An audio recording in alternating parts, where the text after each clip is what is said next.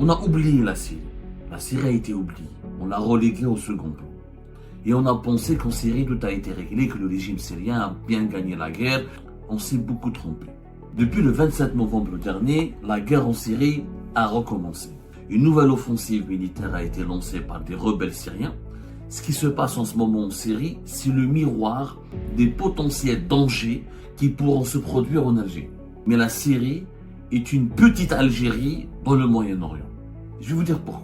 Contrairement aux Kurdes qui sont soutenus par les Occidentaux, notamment les Américains, etc., l'armée nationale libre syrienne était soutenue essentiellement par la Turquie et le Qatar.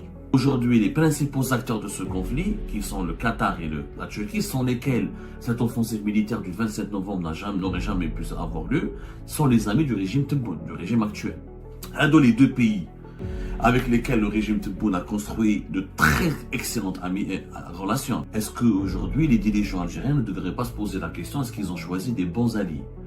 De la Turquie et le Qatar, ne sont pas du tout dignes de confiance. Alors bonjour tout le monde, j'espère que vous allez bien, j'espère que tout se passe bien chez vous. Avant de commencer cette vidéo, je tenais juste à vous remercier pour votre soutien à notre chaîne, pour vos commentaires et pour vos réactions, ainsi que vos abonnements. Nous avons juste franchi le cap de 24 000 abonnés et ça fait vraiment très plaisir. Je vous remercie très chaleureusement et merci beaucoup pour votre soutien et vos encouragements. Donc voilà, je vous propose de regarder cette vidéo et on se retrouve à la fin pour discuter. On a oublié la Syrie. La Syrie a été oubliée. On l'a reléguée au second plan. Et on a pensé qu'en Syrie, tout a été réglé, que le régime syrien a bien gagné la guerre et qu'il a repris le contrôle du pays et que son renversement n'est plus à l'ordre du jour. On s'est beaucoup trompé. Depuis le 27 novembre dernier, la guerre en Syrie a recommencé. Je rappelle que la guerre en Syrie, c'est quand même 13 ans de conflit, depuis 2011. Je rappelle. Il y a eu plus de 500 000 morts. 50% des infrastructures de la Syrie ont été totalement détruites. Les dégâts sont évalués à plus de 540 milliards de dollars. Plus de 6 millions jusqu'à 7 millions de Syriens ont été obligés de fuir et de quitter leur pays. 1 million de Syriens, plus de 1 million de Syriens séjournent ou là ont dû se réfugier en Europe. 3 millions et 600 000, presque 4 millions de Syriens ont été obligés de se réfugier en Turquie, et surtout la majorité d'entre eux dans des camps de réfugiés où les conditions de vie sont extrêmement précaires, pour ne pas dire inhumaines. Sans parler des millions, on parle de 2 à 3 millions de Syriens entre la Jordanie et le Liban.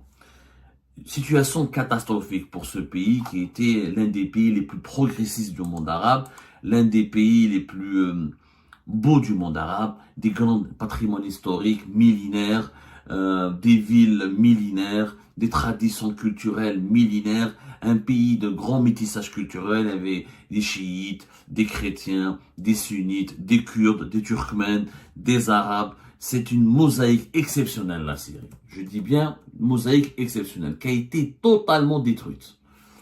Totalement. Selon les statistiques de l'ONU, plus de 16 millions de Syriens vivent dans la pauvreté absolue. Et bon, personne ne parlait beaucoup de la Syrie en ce moment, jusqu'à ce 27 novembre 2024, où une nouvelle offensive militaire a été lancée par des rebelles syriens. Donc, pour vous schématiser un peu, c'est important de comprendre ce qui se passe en Syrie, vous allez savoir pourquoi, je vais vous expliquer pourquoi les Algériens sont concernés, ou ils doivent s'intéresser, parce que ce qui se passe en ce moment en Syrie, c'est le miroir des potentiels dangers qui pourront se produire en Algérie. Je le dis sans vouloir semer la panique, sans vouloir effrayer mes compatriotes, mais la Syrie est une petite Algérie dans le Moyen-Orient. Je vais vous dire pourquoi. D'abord, comment la situation était sur place. Jusqu'à ce 27 novembre 2024, le territoire syrien était contrôlé à 70% par le régime de Bachar al-Assad, qui, grâce au soutien de la Russie, au soutien du Hezbollah et au soutien de l'Iran, a pu éviter son effondrement.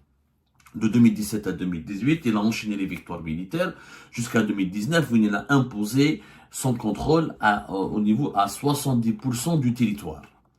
Le reste, 30% du territoire, était partagé, on va dire, par des rebelles. Je connais les rebelles syriens. Alors, les rebelles syriens, c'est un mélange de groupes armés. Un mélange de groupes armés. Oui, alors, il y a des Kurdes. Au nord, on va dire les Kurdes se sont emparés, contrôlés par des régions, ils sont contrôlés des régions du pays kurde qui est pas très loin de la Turquie. C'est les Kurdes. Ils ont un parti politique qui s'appelle le FDS. Je dis bien le FDS, Front démocratique, etc. Mais c'est des Kurdes. Bon, ils ont des appellations politiques, mais on va pas utiliser les appellations politiques parce que ça ne sert à rien. Parce que moi, c'est beaucoup plus des appartenances idéologiques et ethniques. Les forces, voilà, ça s'appelle les forces démocratiques syriennes, FDS. C'est les Kurdes. Ils contrôlent toute la région qui va à la frontière de la Turquie, une partie du centre du pays, jusqu'à 2024, jusqu'en novembre. Ensuite, il y avait un groupe qui s'appelait l'armée syrienne libre, qui contrôlait quelques régions, toujours à la frontière de la Turquie, au nord de la Syrie, et une région qui était contrôlée par des islamistes djihadistes, qui étaient rattachés à Al-Qaïda. C'est un groupe qui s'appelle Hayat Tahrir al-Sham. Voilà. Les cultes, l'armée syrienne libre, et les islamistes radicaux, les djihadistes, Hayat Tahrir al-Sham. Il faut savoir, c'est important cet élément, que contrairement aux Kurdes qui sont soutenus par les Occidentaux, notamment les Américains, etc., l'armée nationale libre des Syriennes, était soutenue essentiellement par la Turquie et le Qatar. Le Qatar et la Turquie finançaient les mouvements islamistes armés qui ont eu le temps de s'armer. Ils ont contrôlé la région, notamment la région de Idlib, au nord de la Syrie. L'armée syrienne libre était aux frontières de la Turquie. Ils étaient armés et soutenus financièrement par le Qatar et la Turquie. Le régime al-Assad,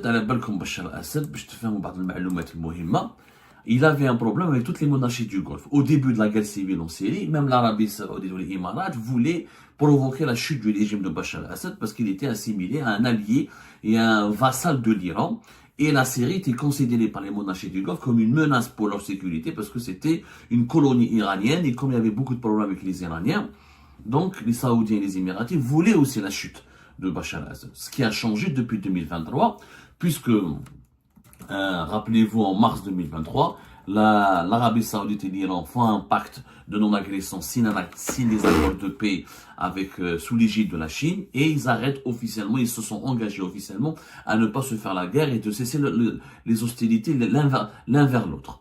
L'Émirat n'a pas signé avec les Iraniens, mais les Émiratis et les Saoudiens sont sur la même ligne politique, ils sont solidaires entre eux, et souvent les Émiratis s'alignent sur les positions saoudiennes, et les Saoudiens intègrent ou la consultent ou la s'associent aux Émiratis dans leur manière de gérer les affaires étrangères, les intérêts vitaux de la région. Les Émirats et les Saoudiens sont dans le même clan. Donc, la Syrie revient dans la Ligue arabe, officiellement, et on pensait que le problème était réglé. C'était en mai 2023 où la Syrie a officiellement rejoint la Ligue arabe. Après, il y avait le sommet de Jeddah, etc. Le 19 mai 2023 qui a officiellement permis le retour de la Syrie à la Ligue arabe. Et on pensait donc à ce moment-là que la Syrie, que le régime syrien était sorti victorieux. Sauf que les monarchies du Golfe, le Qatar n'a jamais accepté le retour de la Syrie, n'a jamais voulu faire la paix avec la Syrie. Et si les Émiratis et les Saoudiens ont repris leurs relations diplomatiques avec le régime de Bachar al-Assad, le Qatar n'a jamais voulu rétablir ses relations diplomatiques. On est dans une position hostile. Il a continué, via la Turquie, à financer des groupes armés rebelles qui sont essentiellement Hayat Sham, ce qu'on les appelle aujourd'hui Hayat Tahrir al-Sham, et l'armée nationale libre. L'armée nationale libre syrienne, c'est plus la Turquie que le Qatar, mais Hayat Tahrir al-Sham, c'est le Qatar, c'est Doha. C'est connu, c'est documenté, une presse spécialisée, des experts en sécurité, en relations internationales, en lutte contre le terrorisme, en renseignement, les spécialistes du renseignement, les experts du Proche-Orient ont suffisamment écrit toute une littérature sur ce sujet-là et beaucoup de documents, beaucoup de documentation qui démontrent que entre Hayat Tahrir al-Sham ou le Qatar, les liens sont liés.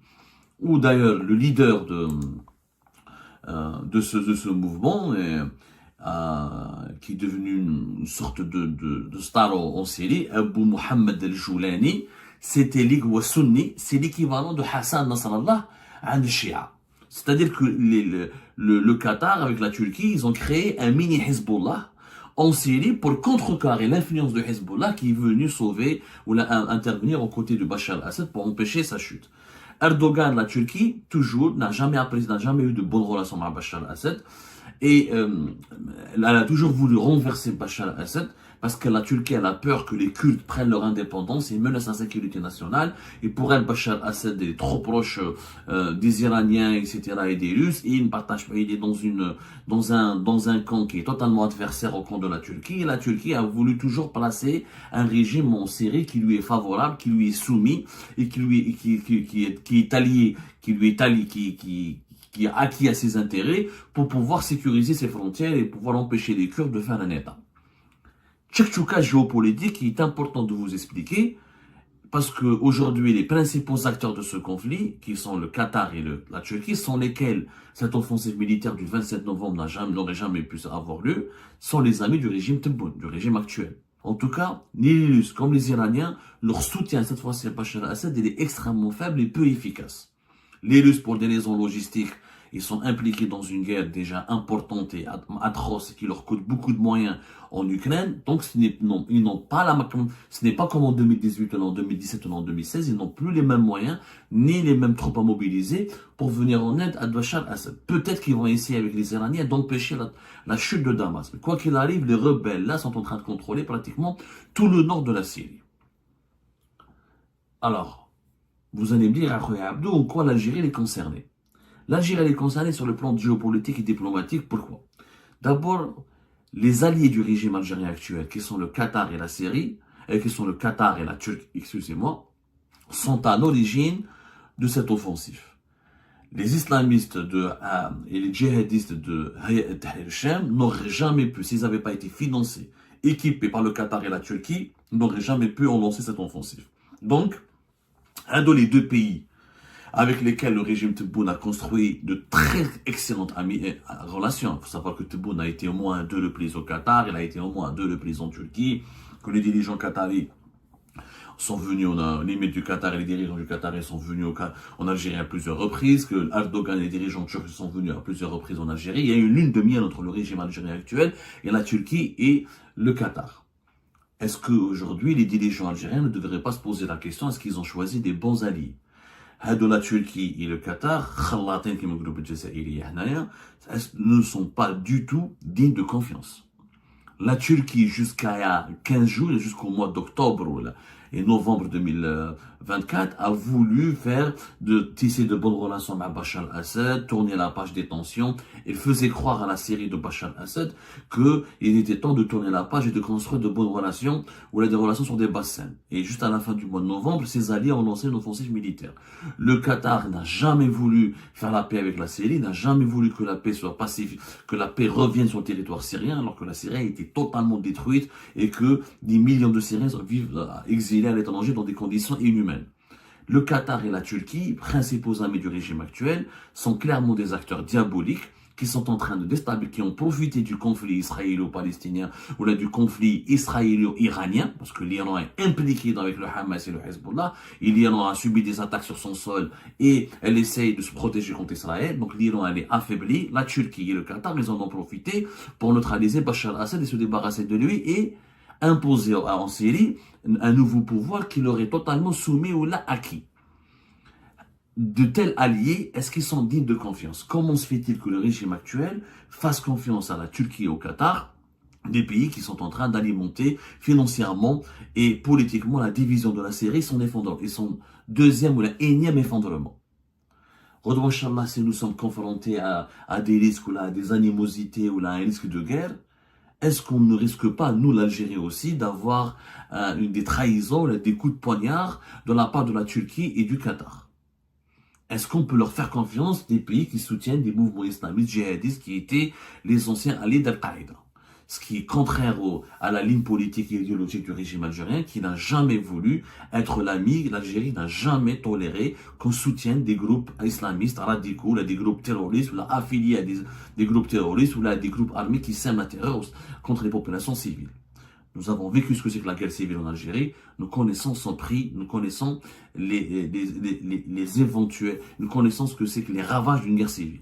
Et pourtant, le régime actuel est ami avec deux puissances régionales qui sont la Turquie et le Qatar, qui alimentent cette guerre civile. Et ben voilà les amis, c'était ça. Je vous remercie comme d'habitude pour avoir suivi cette vidéo jusqu'à la fin et toutes nos vidéos. Je vous remercie également pour votre soutien à notre chaîne, pour vos commentaires, pour vos réactions et aussi pour vos abonnements. Donc voilà, merci beaucoup et merci infiniment à votre chaleureux soutien et à vos encouragements. Donc concernant le sujet du jour ou de cette vidéo, donc c'est le Proche-Orient ou le Moyen-Orient en Syrie. Donc la situation ne fait que se compliquer de plus en plus dans cette région du monde. Donc et la comparaison entre ou bien le rapprochement que fait Abdou entre la situation en Syrie et le système algérien et ce qui se passe en Algérie, c'est vraiment très pertinent et vraiment je le félicite pour avoir eu cette longueur de vision parce que il faut vraiment avoir une dose de vision analytique de ce qui se passe et surtout dans la façon et les particularités des deux régimes et surtout leurs points de convergence et de similitude. Donc voilà, je vous laisse le soin de commenter et d'analyser et de discuter avec moi dans la section des commentaires comme vous voulez, avec liberté mais surtout avec respect. Donc voilà, je vous remercie encore une fois pour avoir suivi cette vidéo jusqu'à la fin et à la prochaine dans une nouvelle vidéo. Au revoir.